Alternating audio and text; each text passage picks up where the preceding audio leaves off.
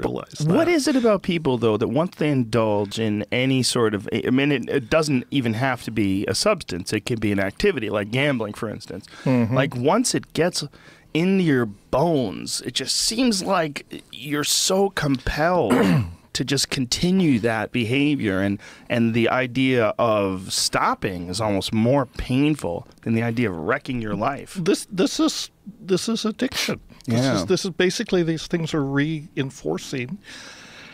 They activate those pleasure circuits, you know, in the brain, mediated mainly through dopamine, and all of these.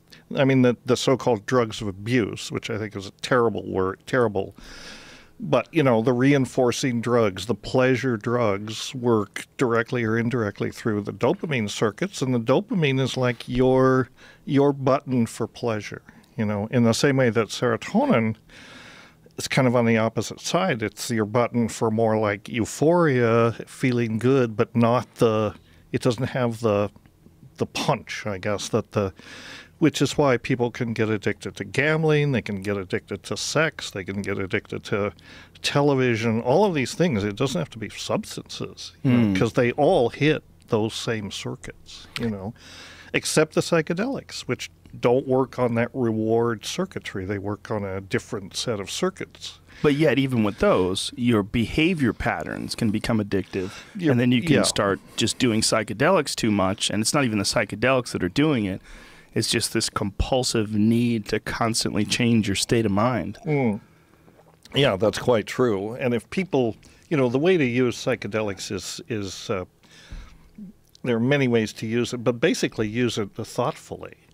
You know, I mean, you can, all the question about recreational use versus spiritual use versus therapeutic use, I mean, these are all ways to approach it. And I am not a person who says you must do it this way, you must do it that way.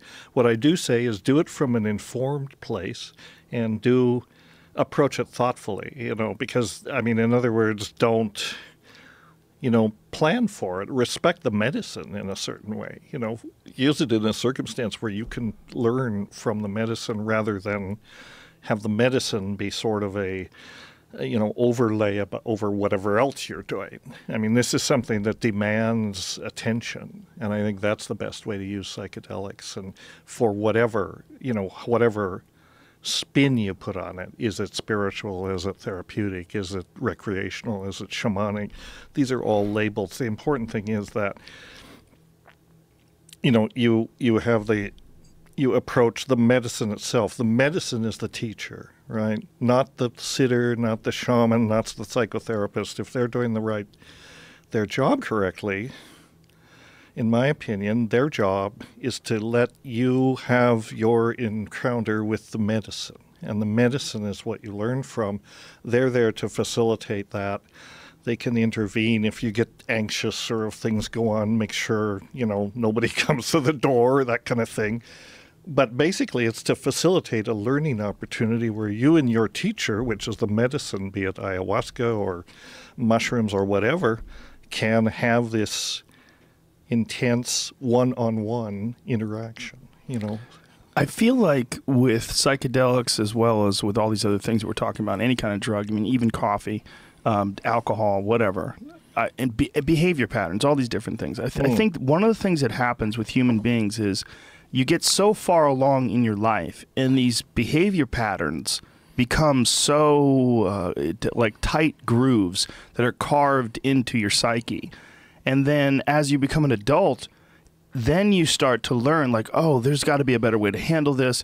Let me figure out how to do this. And it's almost like getting a car when you're really young. And not learning how to drive until you're like in your 20s. Right. And so you're just driving this thing. It's smashing into trees and grinding the gears. And then somewhere along the line, you're like, oh my God, I'm fucking myself up. I have to figure out a way to do this correctly. And there's two different approaches. There's one, the abstinence approach, which is very popular. People say, well, I'm straight edge now.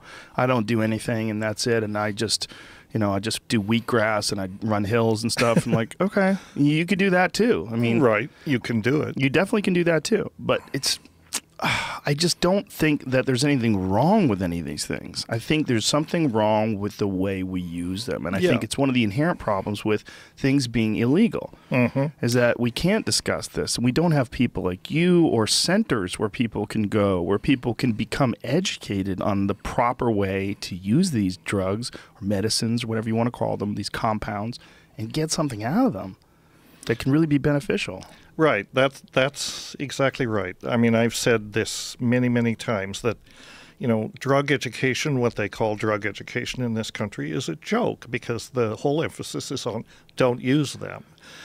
That's absurd. That's like telling, an 18-year-old guy full of testosterone, don't have sex. Right. Come on. It's built into the genetics. They're going to go for that. What you have to do, what they can't bring themselves to acknowledge in the drug education field is it's not about telling people not to use drugs. It's about teaching people how to use drugs if they choose to, right? I mean, like any other skill, people have to learn to drive. They have to learn to do yoga. They have to learn to do whatever they do. There's an educational process. I tell people many times, my shtick is, there is no such thing as a bad drug. And that's another problem with the dialogue. The badness is projected onto the drugs. The drugs are simply compounds with a certain pharmacology. There's no moral aspect to them. The moral dimension comes in how do people use them. That's where, it's human behavior that's moral or immoral. I say, there's no such thing as a bad drug. Plenty of bad ways to use drugs, but that comes from the person, not the compound.